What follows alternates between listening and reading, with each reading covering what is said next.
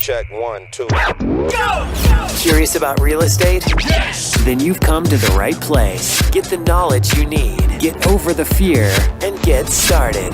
This is the Michael Quarles Real Estate Show with your host, Michael Quarles.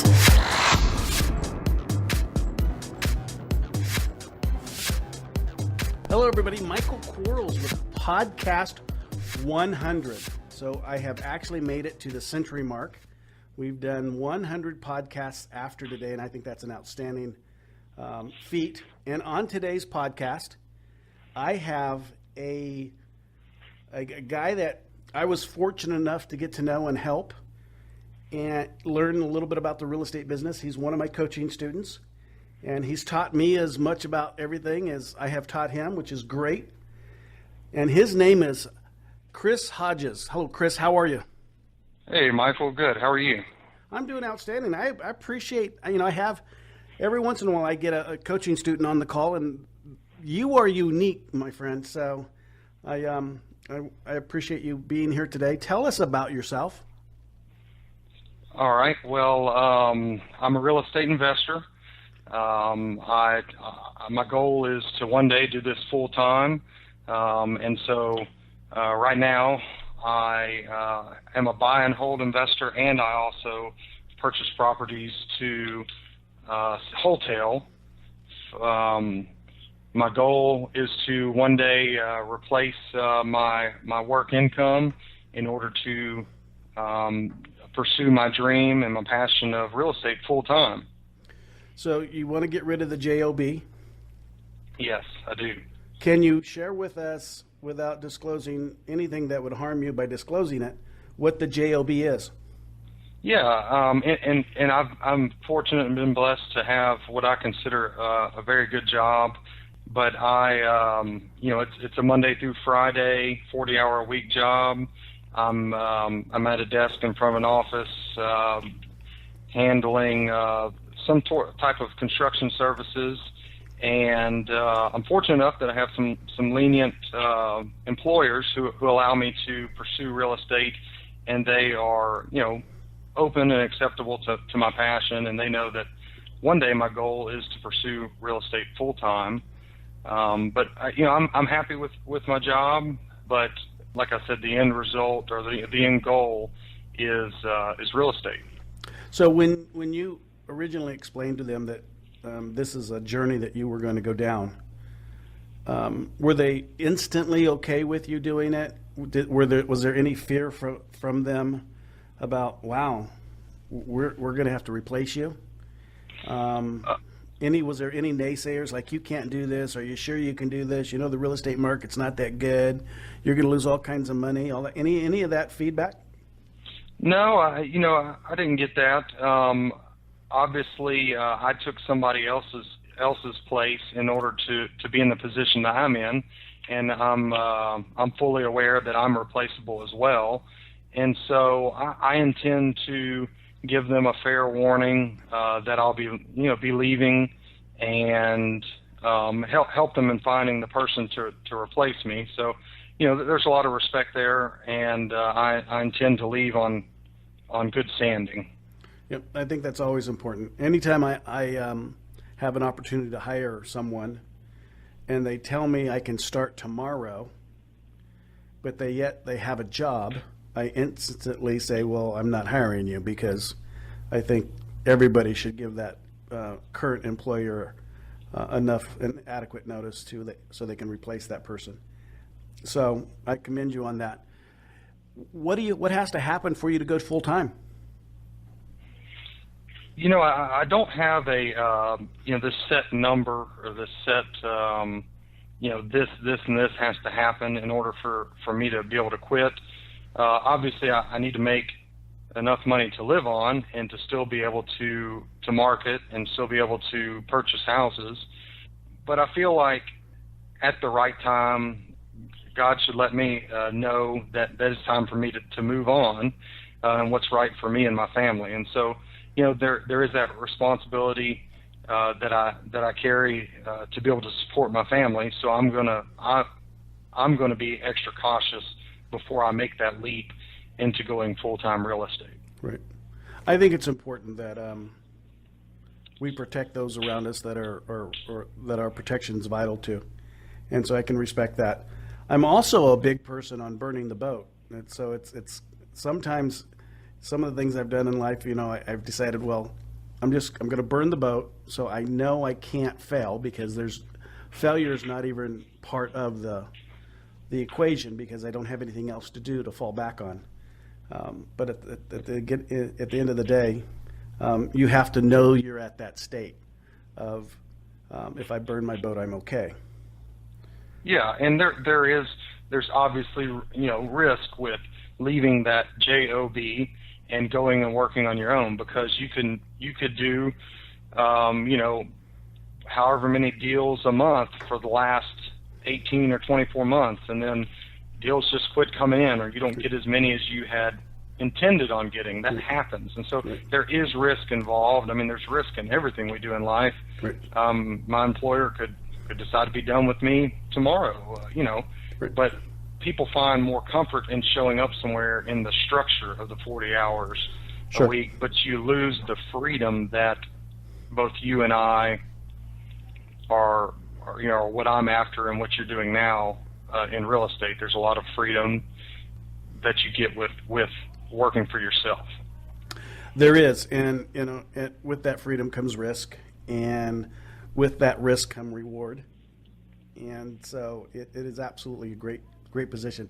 I remember, not to get off topic, but I remember my wife, her battling the unknown of what real estate investing is all about, and we were in the dating stages, and she was a school teacher, so she had been a school teacher for 29 years, and at this particular class for 20 years. And so I decided that I would let her in on a transaction, meaning that I would come home and I would tell her we got a call, and this was the call, or this is the opportunity, this is what happened on it.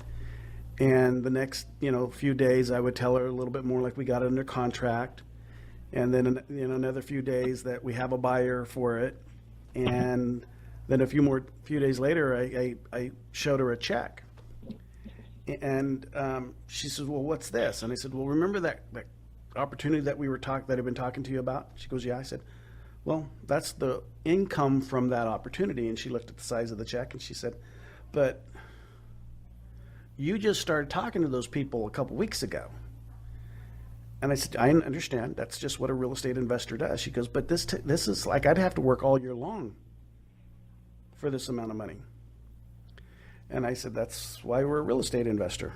And when she became my wife, it wasn't hard for her to see the justification of getting rid of her J.O.B. because she could see there's a different life out there if you just do things on purpose and follow a system that causes predictable results, and then respect that system. And so she absolutely enjoys not being a teacher. And, and along those same lines, I used to be scared to tell people that I bought real estate. At first it was I kind of flipped houses that I lived in, and then I got into rental properties, and now I still do rental properties, but I also am flipping houses as well. And I used to be afraid to tell people I did that, because they might start asking me a bunch of questions, and they might find out I do that and develop opinions, or even try to start doing it themselves and be competition, or put me out of business.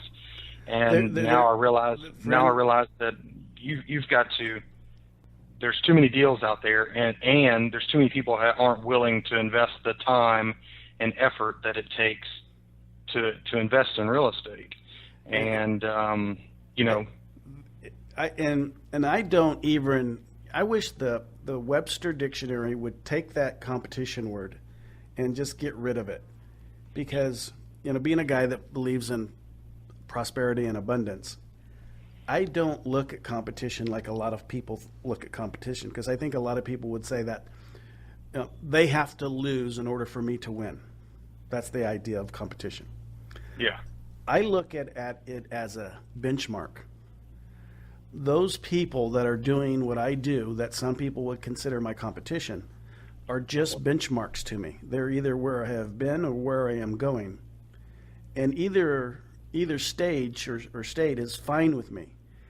And I take pleasure in helping someone who is at where I have been grow to where I am at. Because what else in life is there? If we can't help our friends and our co-people that we surround ourselves with better themselves, boy, we really probably should read the Bible a little bit more, because that's what it's all about. And so I don't look at the word competition. I just don't like it. I think that there's a better word out there, and that's just helping people survive and do and gain knowledge and increase their wealth, so they in turn can increase somebody else's wealth. Yeah, and that was a big eye opener for me. These different opportunities that you've offered to me or have come forward because of the coaching and the relationship you and I have developed. I still was questioning, man, this stuff's just, some of this seems too good to be true, and you always hear if it's too good to be true, it probably is. And then I listened to the podcast with you and the land geek, I can't remember his name at the time, and you mentioned how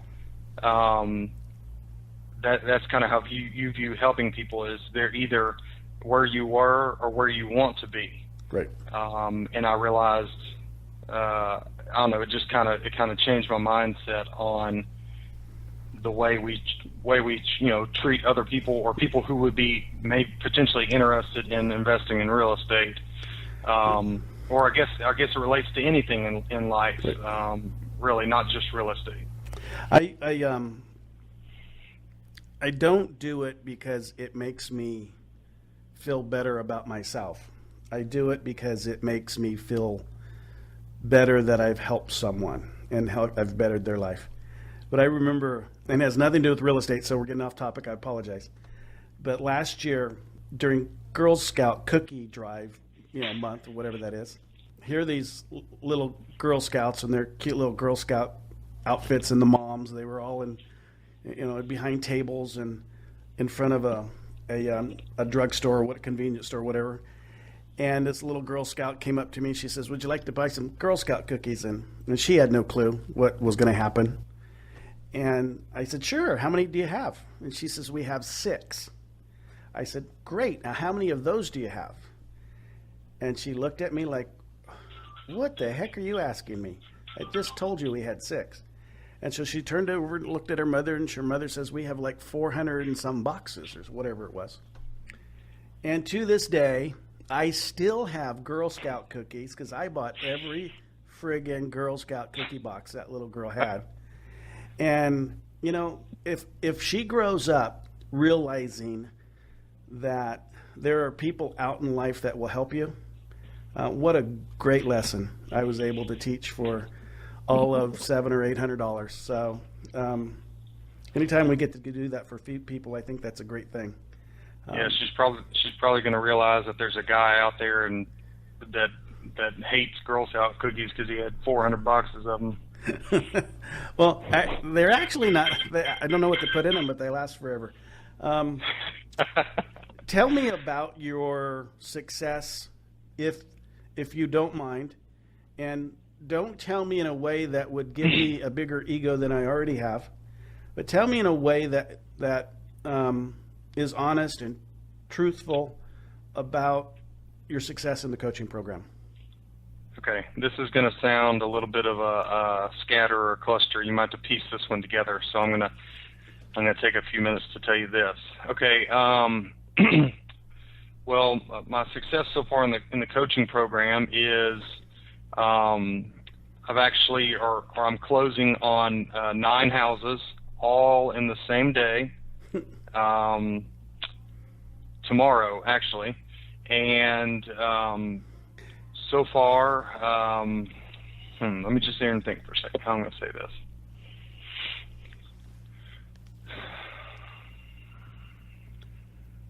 Okay.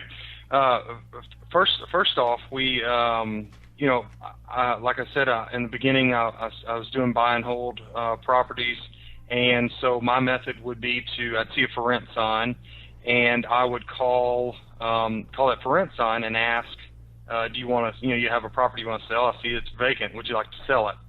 And they would say no, and I would say, okay, thank you, and I hang up, and that was it. I had a couple properties through driving around my neighborhood that I saw those look like they need to be fixed up, and I would write them a letter, and they wouldn't respond, and okay, well, they must not want to sell. So I knew I wanted to pursue direct mailing in order to purchase properties to either hold or to flip, but I didn't know how to do it. And so it's not a task that I would consider to be just simple. Anybody can do it until you've learned how to market to these people, how to talk to these people, and what to look for in the conversations that you have in order to kind of tip you off or throw you a sign that this person really is a potential to purchase the property from. So well, it is different than calling a realtor and saying, I see you have a listing, what's the price on the property, and buying it that way. Yeah, and we have people who call me and they say, you want to buy my house, you send me this letter, and or you tell me what it's worth because you sent me this letter. You obviously drove by here. I actually have one lady tell me it says that you drove by my house and that you want to buy it, and so we have to tell these sellers, no, we haven't driven by your house. Yours was lucky enough to meet this criteria that I searched, and I am interested in purchasing your property, but are you interested in selling it? And we go from there with the potential seller of the property. But there's a lot involved in. Keep asking me questions. Help me out, some Michael. Do you think you could do it? That you're at that level or stage that you can do it now on purpose? Like you can just do it? Yeah, it's still comforting to fall back and be able to ask you questions. More times than not, I feel like I know the answer to it, but it's nice to have that. You know what? And I know you know the answer to it too. It's like I get the question. It's like, really? He really asked me that? Because I know he knows the answer. Yeah, it's nice to have that backup. Yeah, and so these 9 deals all in the same day. You must be a masochist or something, because why would anybody do that? Some of them are going to be for buy and hold, and some of them you're going to turn around and flip. That's right. Now I'm a little privileged here because I know one of them you've already flipped. I mean, you've already resold it. That's right. So, are you capable of sharing, or able to share, or willing to share what you think your net profit's going to be on the one that you've already resold? Yeah, that one in particular, the seller and I agreed that I was going to pay his mortgage off, and he wanted to walk away with $1,000. And so on that deal, I had it under contract for $23,250, and I wholetailed it, or had an investor who's going to come back in and purchase the property from me for $45,000, and so $0 out of pocket. I should clear somewhere around $21,000 without taking a penny out of my pocket. What's the rate of gain on that? Exponential? I think it's 100%, because I'm not. I want to do that every day. Yeah, that's right. And I'm not saying it's happening to me every day, but if it happens to me just by chance 12 times in a year, I could be doing pretty good. That might get me to that point where I'm ready to quit my full-time J.O.B. and do this Well, when did you start when did you start the coaching program? We started in the beginning of January. I started mailing in the beginning of March, and I got this one under contract in May. So it took about 2 months. My marketing budget was pretty small. I was only mailing at $500 a month, Right. which now I feel like I'm going to be able to increase because, you know. So basically, in 5 months or so, you've bought 9 houses. Yes. That's exceptional. I mean, if you, I don't know what the national average is, but it's not 9. You know, there's a lot of investors that never buy a house, and so I congratulate you on that. And I know the first mile is always the hardest. You know, by the time you get to the 5th mile, yeah, that gets a little bit harder. But then all of a sudden, you're running the marathon, and you look back and go, "Man, that was pretty simple." Yeah, and it's the same thing with the buy and hold properties too. I know you're not a fan, and you're going to say yuck, even though you've confessed to having some buy and hold properties. But you know, people look at, you have 1 property, you have 2 properties, 3 or 4, and you're making, you know, everybody says they want to make $100 a door per month, which isn't much money, and surely you would set your goals higher than that. But when you get to a position where now I'm at 22 properties, and in a matter of 3 years, the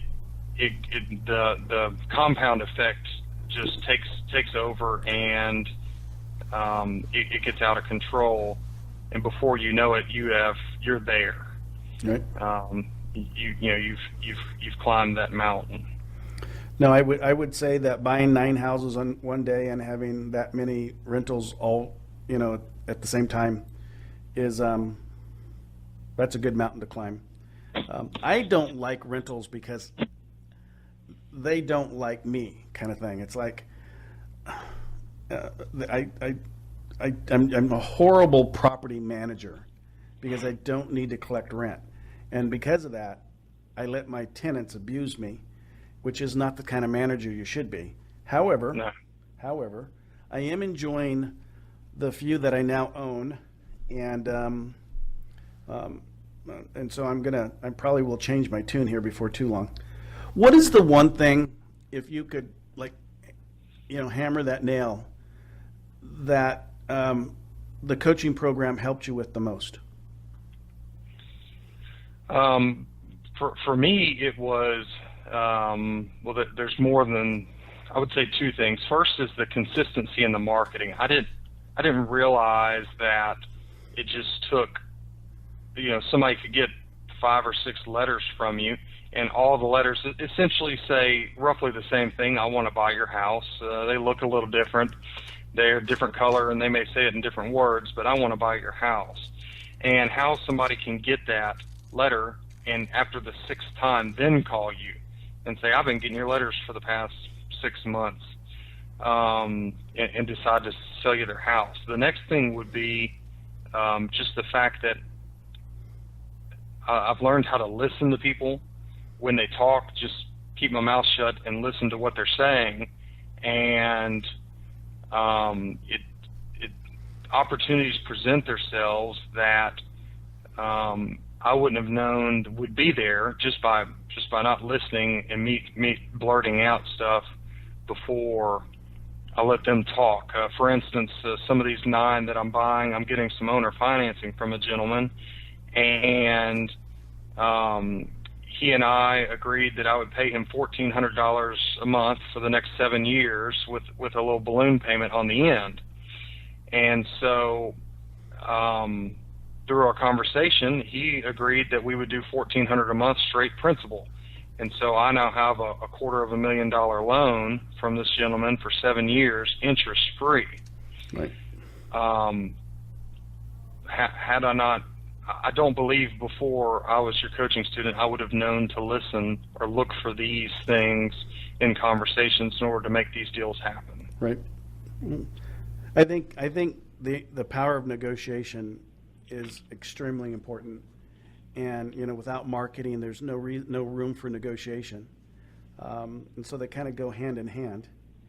And would you say that on a scale to 1 to 10, 10 being difficult, 1 being easy, where would you rank investing as a career? How hard is it?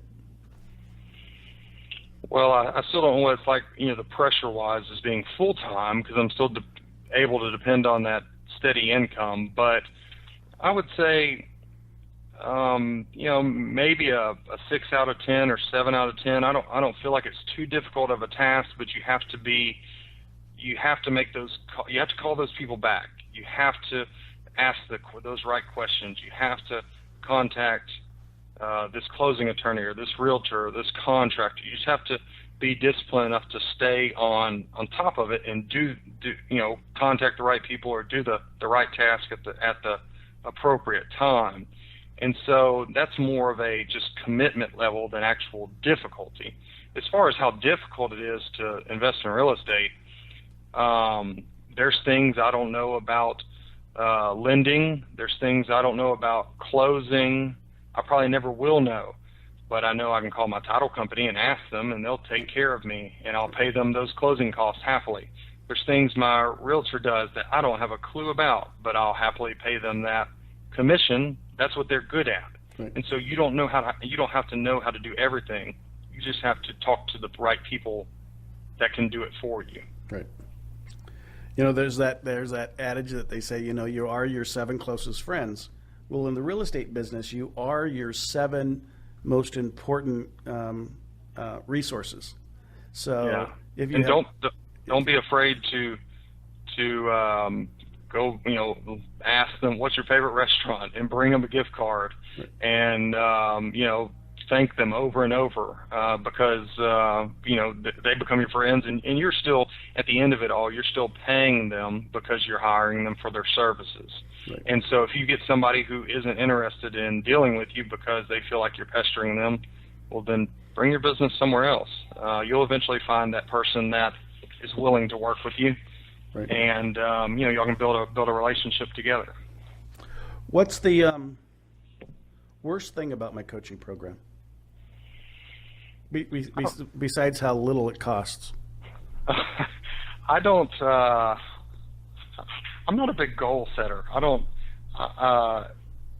don't focus on in 1 year I'm going to do this, in 3 years I'm going to do this, in 5 years I'm going to do this, because tomorrow something could happen to me at work, an unfortunate event, and all my plans have changed. Now, there's nothing wrong with having aspirations, but I think there's a difference between, or I feel like there's a difference between those two things. And so, I don't like sitting down and writing out my goals for the next 10 years because I might change my mind in 6 months. Right. So that to me was the most uncomfortable. It wasn't difficult. Well, I'm glad you did it. It's I set my goal of, I decided I wanted to do 200 houses this year, and I set that thing way too low, and I want to increase it, but I don't want to increase it because I want to make it look so silly when at the end of the year I actually announce how many houses I have bought this year. That and so next year I'm absolutely going to set it higher. But I'm somewhat opposite. I like goals because I'm a firm believer you can't ask for direction unless you have an idea where you want to go. And goals for me is my roadmap. And for a lot of people who aren't used to doing it, they don't understand that it is absolutely a roadmap. Would you recommend the program? And I want to tell you something, by the way, Kriss, you don't know this. And it's unfair to tell you this now, but I didn't want to tell you because I didn't want you to know. But although we're chatting about my coaching program and the fact that you're one of the folks that I'm privileged enough to help, this is podcast 100, and Podcast 100 was significant to me because I was closing my coaching program on Podcast 100. So when this airs, the coaching program as it's set up to be will no longer be available. So this isn't a commercial, because I don't like podcasts that are commercials. So now knowing that, would you have recommended me as a coach to somebody?